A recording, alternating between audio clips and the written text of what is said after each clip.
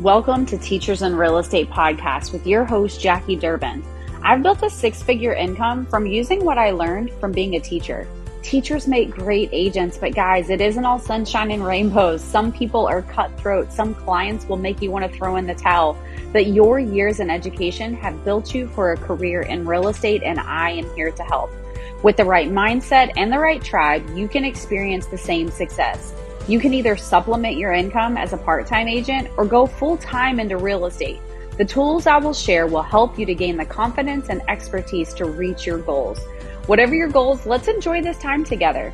This podcast is geared towards teachers who are already looking to get a start in real estate and ones who are already rocking those dual careers. If that's you, grab your notebook, pencil, and buckle up. We are about to begin Teachers in Real Estate. Hello, I am your host of Teachers in Real Estate, and my name is Jackie Durbin. How are you doing today? I hope whatever your day has been so far, I hope it has been positive. And if not, you know what? Unless it's 11:59, you still have daylight to go ahead and change that around. So I just wanted to give just a quick intro. Yes, my name is Jackie Durbin. I am your host for Teachers in Real Estate. This is episode 80, and I'm kind of excited about this episode only because this topic actually came from a listener. So I always tell you all at the end of the podcast to reach out to me if you have any questions or any kind of suggestions. And anyhow, I had met a listener and she reached out and said, you know what, I've loved the podcast so far. I've gotten a lot out of it. And I asked her, hey, what's an episode that you'd like to hear about? And she gave a suggestion. And so there we go. This is how that has started. So one of the things that a lot of people ask is, how can you intertwine your day-to-day activities in the classroom and then also do real estate? So I wanted to give just a little bit of background.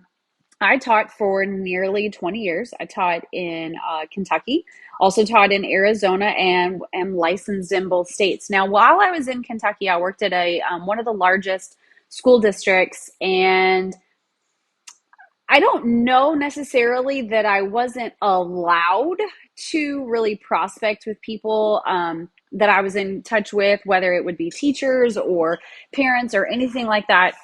But one of the things that I found was there really wasn't when was the time, I guess I should say, to bring up the conversation of, hey, by the way, I can also help you buy and sell your house. Like, do you bring that up on the report card comments? Do you slip a business card in the envelope? Like, how does that happen? And when I taught in Arizona, they had a very strict no policy. We'll just say that. There was a very big no policy. You are not allowed to try to get people to buy and sell with you. So I had to think really creatively. So what I want to do in this episode is just share some practical tips that you can use while you are still in the classroom to foster those relationships that now those people that you're meeting every day, right? Whether it's parents, other coworkers, other teachers in the district, if you're at a networking event for teachers in your area, whatever it is, I want to give you some practical tips that you can use. So number one, I know this is going to sound kind of silly, but you know those magnets you can get for your car? Get one. Get one that says that you're a real estate agent. If you're not comfortable with having your phone number on that, that's totally fine. Many CRMs have a text code where people could text a certain phrase or a group of numbers or whatever to your smart number. Now that's not your personal phone number. So you could do that, but there needs to be some type of marketing piece that's on your car that's in parking lots so that way people can see it. That's my first idea, okay? Second idea is you need to think to yourself, what are you passionate about, okay? Who are you passionate about? Who is your ideal client? Because you can't say that, oh, everyone is my ideal client, because you're going to be running in circles trying to create multiple marketing pieces for all types of different clients. So one of the things that I know that is a huge passion of mine, which I think is common for many teachers, is giving back, okay? So one of the things that I started to do while I was in Arizona, only because I was told absolutely not, do not try to prospect with your parents that are in your classroom. um, was I wanted to say, okay, how can I give back to teachers? Okay, I was blessed teaching in a school that didn't really have to worry too much about monetary things. Like at one point, I needed a new smart board, and a parent purchased it for my classroom. At one point, I needed some different flexible seating options, and there was money in my teacher budget account to go ahead and provide, my classroom those things.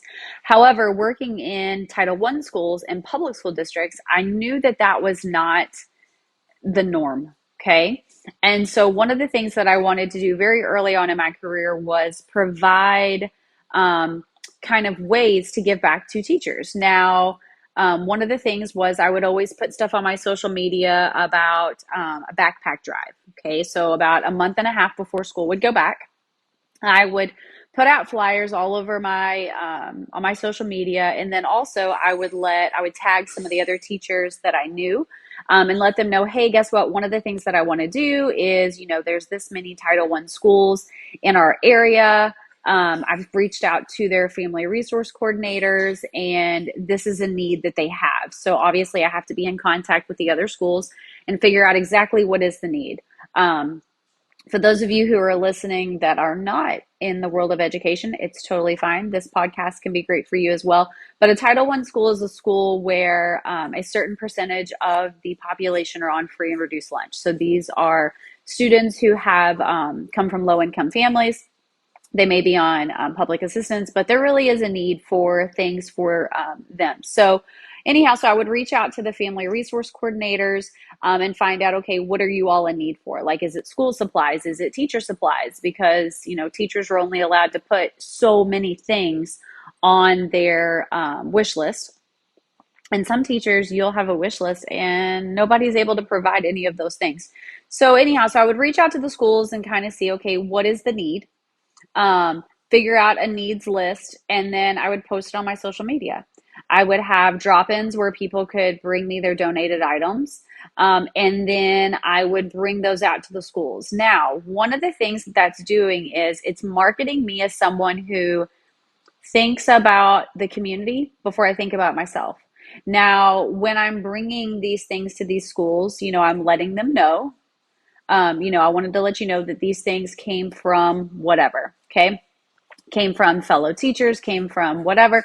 Because I'm a real estate agent, so many of these items were coming from fellow real estate agents. So I would say, these items were donated from myself as a real estate agent, but then also other real estate agents in the area that are doing whatever. And then what you can do is ask the FRC, the Family Resource Coordinator, would there be a need to have maybe a home buying seminar? What you can do at those home buyer seminars is it could be at the school or it could be any other place. But you can bring in credit counselors. You can bring in lenders that can talk about different programs that are available in your community to help people reach that American dream of home ownership.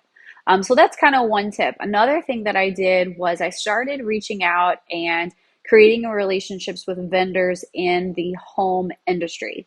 So these vendors would be painters, plumbers, electricians, um, remodel people, handyman, trying to think, I said painters, flooring, pool companies, let's see what else, pest company, and home inspectors, title companies, lenders, all these different people, right? And when I reached out to them, I said, look, my passion is educators. And I really want to help them with any type of cost associated with purchasing a home. Okay. We all know that teachers are not paid in their worth, right, with their salary. And so I wanted to be able to provide other additional opportunities that I could give back to teachers. And so one of the things that I did was I would reach out to all of these vendors and just say, hey, I'm starting a movement where educators, well, actually, we called it Operation Giver. And our Giver, it was an acronym and it standed for Government Issued Veterans, Educators, or no, Emergency Responders, and then and educators. So we included everyone, but I wanted to make sure that they knew, hey, guess what? This is an initiative that we're doing specifically for people in the education industry. And home inspectors would, take off so much of the home inspection. I had pest companies that would discount their monthly service fees. I had pool people who would do like a buy one, get one free month. I had a lender that was eliminating any type of the appraisal cost and closing costs. He was actually paying for those. I had a handyman who would discount his services. I had there was actually a bathroom remodel person who's in construction and things like that. But he was able to offer different discounts for services for teachers. But what I found was there were so many people in the community that wanted to give back to teachers. One, because they had had amazing teachers and they wanted to give back, or two, they had kind of seen um, a decline in appreciation and they just wanted to do something. Then I started also reaching out. So I had those vendors that I was working with. I created a Facebook group, all geared towards teachers. And I started each month, each of those vendors were allowed to market any type of service and or product that they were willing to give to a teacher at a discounted price. So it's just kind of like a reminder. Remember, if you're thinking about buying a home, use me and blah, blah, blah, blah, blah. So I let it go by a couple months of these vendors, and then I started showing up myself. So I wanted to support these other businesses, but then I also wanted to showcase kind of like, hey, this is what I do for teachers. So I tried not to put a number or a figure on there. All I said was, a portion of my commission will be given back to you towards your closing cost or anything like that, like whatever I could do. If it was a listing, a portion of my commission in the listing will be given back to you, so that way you can save more equity in your home. Now, what I would typically do is if it was a listing, we start at 7%, but we do discount our listings at times when our clients need that in order to be able to get their home sold and have equity.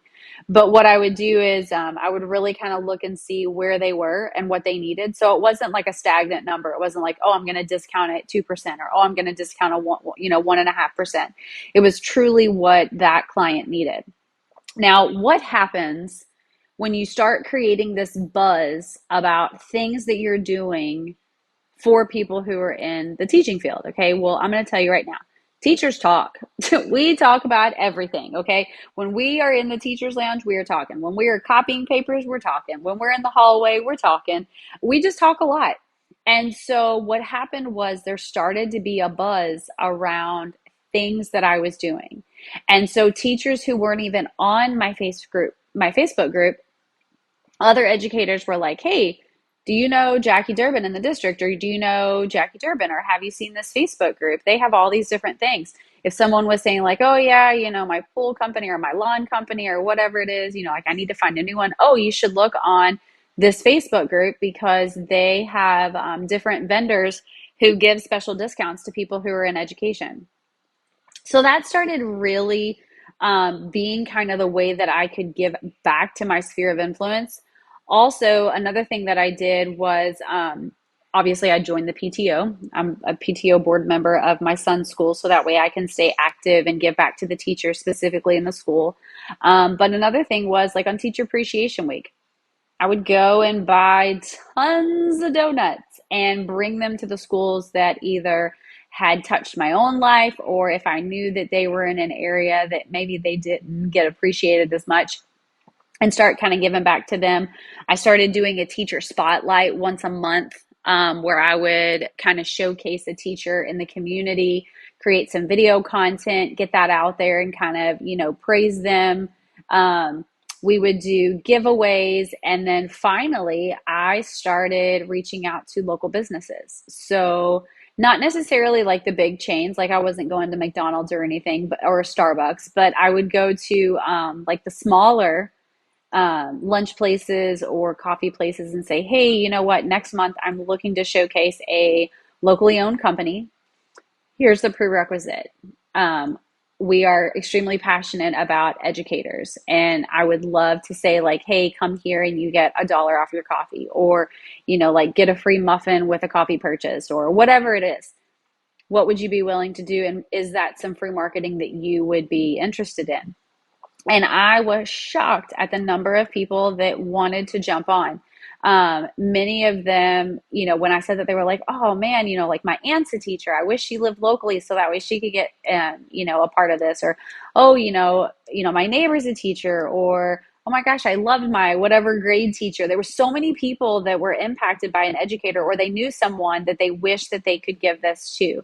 And so as far as reaching a larger sphere of influence, creating buzz, getting more leads, getting my name out there in a way that was much more smart, I think is the word that I want to use, than just like handing out business cards, because that's really not the thing. I don't think you should really go to school to teach and have a shirt on that says like, hey, guess what?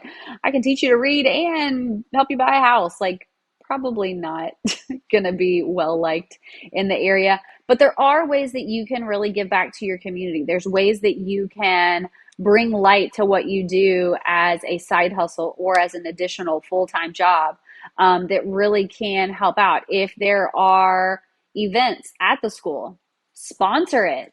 If there is a ball game, sponsor that shirt. Let your logo be on the back of the shirt. Those are ways that you can get your name out there, that it's not super over the top.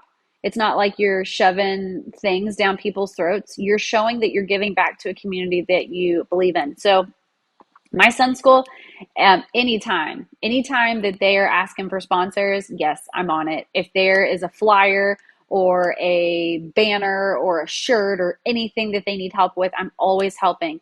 A lot of times, even if it's not Teacher Appreciation Week, I'll bring in coffees for the office staff or anything like that. Like I enjoy giving back, because I know the more I give back, the more my name is always going to be a topic of conversation. The more that you can show people how invested you are in a community, the easier it will be to create a sphere of influence inside of that community that really will say, wow, I like what they have to say, or, I really appreciate, how she helps out, or he helps out, or whatever it is. So should you go put your business cards in the conference envelopes? Probably not. You might even get in trouble that may be against some type of policy within your school. But there are ways that you can show that you care, and ways that you can get your name out there.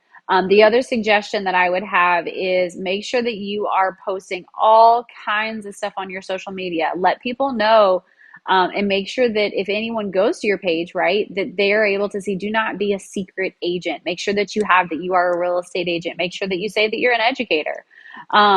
The more, if you have a CRM or an IDX website, make sure that you are putting things on there that really show what your passion is and how you give back to your community. But honestly, guys, intertwining your time in the classroom and then your time helping people purchase and buy homes, it's not impossible. You just kind of have to get a little bit creative. But honestly, creating those seminars, educating people on the purchase of a home, so many things that you can do as a real estate agent to really bring light to it. Also, if there are activities, let's say that they're having, like a boo bash, or like a trunk or treat or a spring festival, have a table. Have a table, and maybe it's not necessarily like, hey, come buy a house, but it's buyer's guides, or it's relocation guides, or it's, how to be a first-time home buyer, or common misconceptions. The more that you can educate on a very non-confrontational level, the better outlook I think that you're going to have as far as like the way that people are going to view you in the community. So just a few little tips here that I wanted to add on ways that I have grown my sphere of influence while I was teaching, and really also giving back to the community. So just keep in mind, guess what? This real estate stuff, it's a hard job. I know social media and all of the Netflix shows make it look like it's so easy. It's not. It's difficult. But guess what? You're a teacher, and that's not easy either. So keep it up. Reach out to me if I can help. Make sure, if you will do me a favor, rate and share this podcast so others can find it more easily. Also connect with me on Instagram at Jackie Durbin AZ. That's JackieDurbinAZ. Woo, lots of letters in that name. Anyhow, reach out to me if you have questions about getting licensed. If you're looking to gain more business, definitely reach out to me. I'm looking for partners in just about every single state right now. We are really trying to look for people who are looking to build a team or build their own brokerage. We want to help you build out those systems. We want to help you find those lead sources and really take your business to the next level.